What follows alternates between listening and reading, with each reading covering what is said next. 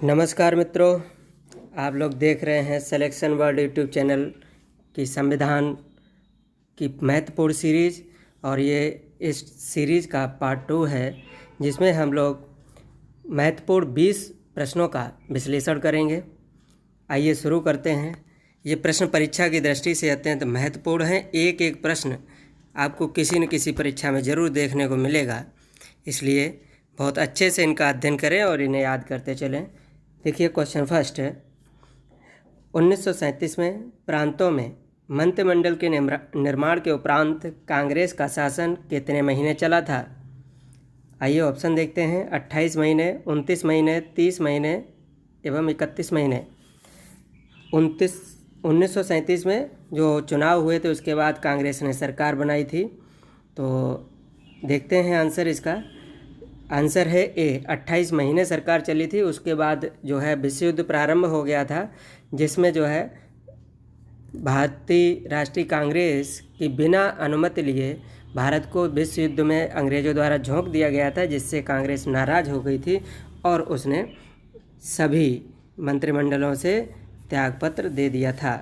Question second देखते हैं, संसदीय शासन प्रणाली सर्वप्रथम किस देश में विकसित हुई थी?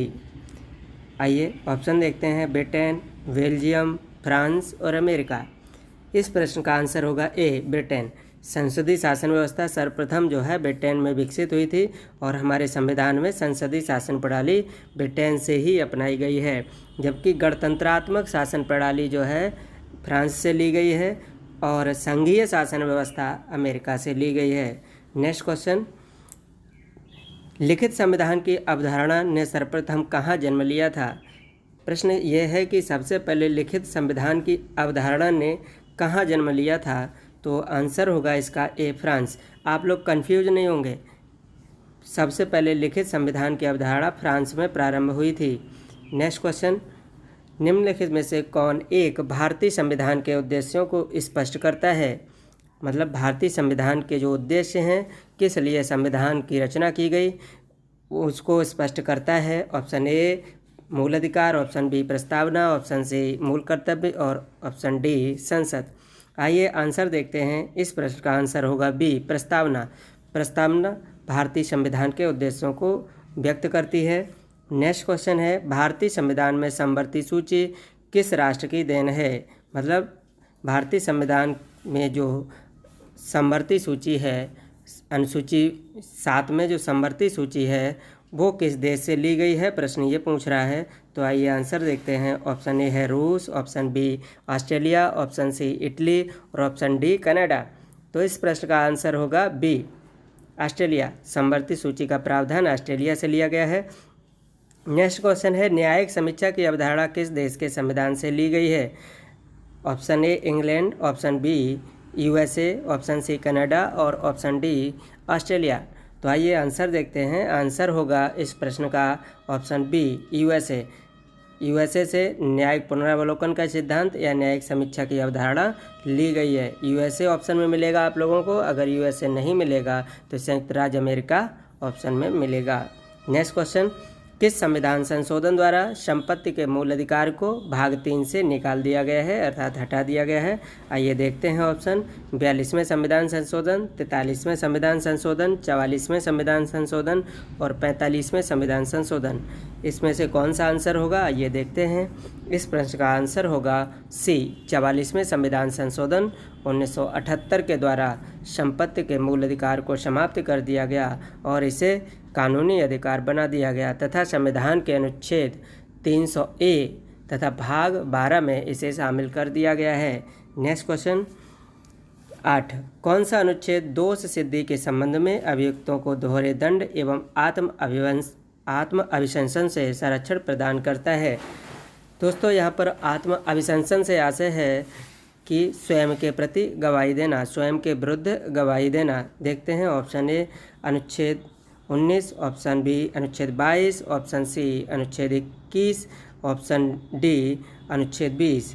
आइए आंसर देखते हैं। इस प्रश्न का आंसर होगा अनुच्छेद 20, मतलब ऑप्शन डी। ठीक है।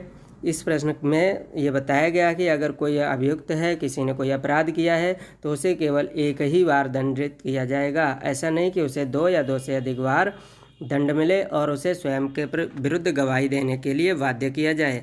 नेक्स्ट प्रश्न की तरफ चलते हैं।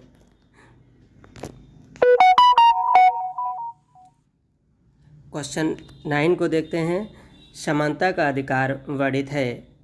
प्रश्न कहता है कि निम्नलिखित में से किस जोड़े में समानता का अधिकार वर्णित है, अर्थात कहाँ से कहाँ तक के अनुच्छेदों में समानता का अधिकार हमारे संविधान में दिया गया है। आइए ऑप्शन देखते हैं। अनुच्छेद 16 से 20 तक में, या अनुच्छेद 15 से 19 तक में, या अनुच्छेद 14 से 18 तक, या अनुच्छेद 13 से 17 तक। बहुत ही महत्वपूर्ण प्रश्न है, कई परीक्षाओं में लगातार पूछा जाता रहा है और बहुत अच्छे से ये कन्फ्यूजन जन्म देता है और गलत हो जाता है। तो आइए आंसर को देखते हैं।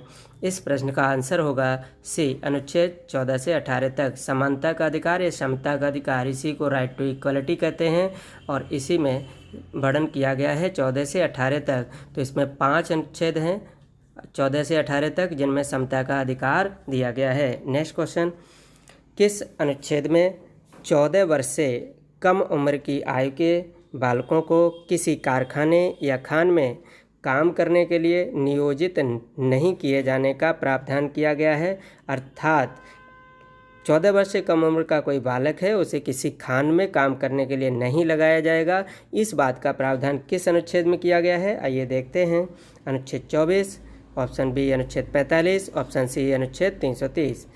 देखते हैं आंसर। इस प्रश्न का आंसर होगा ए, अनुच्छेद 24। अनुच्छेद 24 में 14 वर्ष से कम उम्र के बालकों को किसी कारखाने में न लगाए जाने का प्रावधान किया गया है। प्रश्न 11 देखते हैं। मूल अधिकारों का प्रहरी अर्थात संरक्षक कौन है?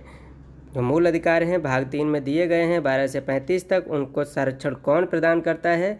देखते हैं इसका आंसर। ऑप्शन ए है संसद, ऑप्शन बी है राष्ट्रपति और ऑप्शन सी है सर्वोच्च न्यायालय। तो मूल अधिकारों का प्रहरी या संरक्षक यहाँ पर सर्वोच्च न्यायालय है, अर्थात आंसर सी होगा। नेक्स्ट क्वेश्चन 12 को देखते हैं। निम्न में से कौन सा अधिकार मूल संविधान में प्रदान नहीं किया गया था? प्रश्न कहता है कि इसमें से कौन सा अधिकार ऐसा है जब संविधान हमारा लागू हुआ था या बनकर तैयार हुआ था, जब अंगीकृत किया गया था या लागू किया गया था, उस समय कौन सा अधिकार ऐसा है निम्न ऑप्शन में से जो वर्णित नहीं था या हमारे संविधान में इसका स्पष्ट उल्लेख नहीं था? आइए देखते हैं। ऑप्शन ए है लिंग समानता का अधिकार, ये तो था अनुच्छेद में था ना, अनुच्छेद जो है इसका 15 है, उसमें लिंग समानता का अधिकार दिया गया है। शोषण के विरुद्ध अधिकार भी था, देश में कहीं भी बस जाने का अधिकार भी था, लेकिन सूचना का अधिकार नहीं था। ये सूचना का जो मूल अधिकार है वो हमें वर्ष 2005 में प्रदान किया गया है। नेक्स्ट क्वेश्चन, निम्नलिखित में से किसे संविधान द्वारा मूल अधिकारों को लागू करने का अधिकार दिया गया है? मतलब निम्न ऑप्शन में से वो कह रहा है कि वो कौन कौन से ऑप्शन हैं जिन्हें जो है मूल अधिकारों को लागू करने का अधिकार दिया गया है। ऑप्शन ए सभी न्यायालयों को, ऑप्शन बी सर्वोच्च एवं उच्च न्यायालय को, ऑप्शन सी संसद को और ऑप्शन डी राष्ट्रपति को। बहुत ही अच्छा और महत्वपूर्ण प्रश्न है। इस प्रश्न का आंसर होगा ऑप्शन बी, और ये है सर्वोच्च न्यायालय एवं उच्च न्यायालय। जैसे कि अनुच्छेद 32 के तहत सर्वोच्च न्यायालय को मूल अधिकारों को लागू करने का अधिकार दिया गया है, तथा अनुच्छेद 226 के तहत हाई कोर्ट को, जो राज्यों के उच्च न्यायालय हैं, उनको यही अधिकार प्रदान किया गया है। तो इस प्रश्न का सही आंसर होगा बी, सर्वोच्च न्यायालय और उच्च न्यायालय। नेक्स्ट क्वेश्चन, निम्न में से कौन सा कल्याणकारी राज्य की अवधारणा को व्यक्त करता है? मतलब जो ऑप्शन दिए गए हैं उनमें से कौन सा ऑप्शन है जो राज्य के कल्याणकारी अवधारणा को स्पष्ट करता है? देखते हैं। ऑप्शन ए में 5वीं अनुसूची, ऑप्शन बी में प्रस्तावना, ऑप्शन सी भाग 4, ऑप्शन डी भाग 3। आप लोगों को पता होगा भाग 4 में राज्य के नीति निर्देशक तत्व हैं और भाग 3 में मौलिक अधिकार हैं। तो आइए आंसर को देखते हैं। जो कल्याणकारी की राज्य की अवधारणाओं को व्यक्त करते हैं वो हमारे संविधान के राज्य के नीति निर्देशक तत्व हैं। तो इस प्रकार इस प्रश्न का आंसर होगा सी, ऑप्शन सी भाग 4। ठीक है। नेक्स्ट क्वेश्चन देखते हैं। निम्न में से कौन सा राज्य का नीति निर्देशक तत्व नहीं है? प्रश्न को ध्यान से देखेंगे, कौन सा नहीं है, नहीं पर फोकस करेंगे। एक्चुअली क्या होता है कि हम लोग बहुत ही उतावले हो जाते हैं जब प्रश्न पत्र या प्रश्न सामने आता है और आधा प्रश्न पढ़ा और आंसर करने निकल पड़ते हैं, जिसकी वजह से कई बार आप लोगों के प्रश्न गलत हो जाते हैं। इसलिए पूरा ठीक से अंत तक पढ़ना चाहिए। इसमें क्या है, नहीं को फोकस किया गया है। तो आइए देखते हैं। मद्य निषेध, मद्य निषेध हमारा जो है नीति निर्देशक तत्व है। गौ संरक्षण ये भी है, पर्यावरण संरक्षण ये भी है, 48A में है पर्यावरण संरक्षण, ठीक है। इसी तरह ऑप्शन डी देखते हैं, 14 वर्ष तक के बच्चों को निःशुल्क शिक्षा, ये राज्य का नीति निर्देशक तत्व नहीं है, ये मूल अधिकार है, अर्थात नीति निर्देशक तत्वों में इसे शामिल नहीं किया गया है, ये मौलिक अधिकार है। तो यही आंसर होगा 15 का डी। नेक्स्ट क्वेश्चन देखते हैं 16, राज्य के नीति निर्देशक तत्व हैं, मतलब राज्य के जो नीति निर्देशक तत्व हैं उनकी प्रकृति क्या है, प्रश्न ये पूछ रहा है। तो आइए देखते हैं कि ये बाध्य योग्य हैं। ऑप्शन बी कहता है बाध्य योग्य नहीं है, ऑप्शन सी कहता है ये कानूनी अधिकार हैं, ऑप्शन डी कहता है कि ये इनमें से कोई भी ऑप्शन सही नहीं है। तो आइए आंसर देखते हैं। जो राज्य के नीति निर्देशक तत्व हैं ये बाध्य योग्य नहीं है, अर्थात इनके आधार पर हम मुकदमा नहीं कर सकते हैं। चलिए, तो इस प्रश्न का आंसर हो गया बी। नेक्स्ट क्वेश्चन 17 की तरफ चलते हैं और 17 क्वेश्चन में आपको सुमेलित करना है कि कौन सा अनुच्छेद किस विषय से संबंधित है। आइए देखते हैं। अनुच्छेद 40 में ग्राम पंचायतों के गठन का प्रावधान किया गया है, तो ये ठीक बैच है। अनुच्छेद 41 को देखते हैं, 41 को, इसमें काम पाने का अधिकार है, तो ठीक है, ये सही मैच किया गया है। नेक्स्ट अनुच्छेद है 44, इसमें एक समान नागरिक संहिता का प्रावधान किया गया है, ठीक है।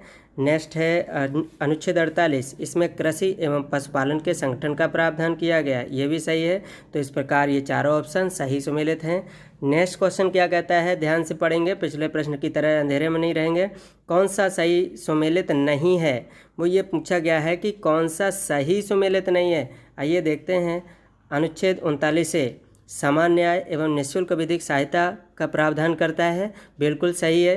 अनुच्छेद 40 अभी आपने ऊपर पढ़ा, ग्राम पंचायतों के गठन का प्रावधान करता है, सही है। अनुच्छेद 44 भी आपने पढ़ा, समान नागरिक संहिता का उल्लेख करता है, बिल्कुल सही है। अनुच्छेद 48 को भी अभी आपने ये देखिए ऊपर पढ़ा है, कृषि एवं पशुपालन के संगठन का प्रावधान किया गया है, जबकि यहाँ पर लिखा है न्यायपालिका का कार्यपालिका से पृथक्करण। आइए बंधुओं, तो ये देखते हैं इसका आंसर क्या डी होगा। अब आपका यहाँ पर उत्तरदायित्व तो बनता है कि आप कमेंट करके कमेंट बॉक्स में बताएं कि न्यायपालिका का कार्यपालिका से पृथक्करण संविधान के किस अनुच्छेद और किस भाग में उल्लिखित है। आप लोग आंसर करेंगे इसका। नेक्स्ट क्वेश्चन है, मूल कर्तव्य संविधान में किस संशोधन द्वारा जोड़े गए हैं, मतलब जो मूल कर्तव्य संविधान में हैं वर्तमान में, वो किस संशोधन द्वारा जोड़े गए हैं। तो इस प्रश्न से ये भी जानकारी मिलती है कि हमारा जो मूल संविधान था, संविधान जब लागू हुआ था 26 जनवरी 1950 को, तो उसमें मूल कर्तव्य शामिल नहीं थे। तो आइए आंसर को देखते हैं। ऑप्शन ए 42वें संविधान संशोधन, ऑप्शन बी 56वें संविधान संशोधन, ऑप्शन सी 73वें संविधान संशोधन, ऑप्शन डी 98th संविधान संशोधन, 98वें संविधान संशोधन द्वारा। तो देखते हैं इस प्रश्न का आंसर, और ये मूल कर्तव्य जो है ऑप्शन ए के अनुसार, मतलब 42वें संविधान संशोधन द्वारा संविधान में शामिल किए गए थे 1976 में। आइए आज का अंतिम प्रश्न देखते हैं। किस समिति की सिफारिश पर संविधान में मूल कर्तव्यों को शामिल किया गया था।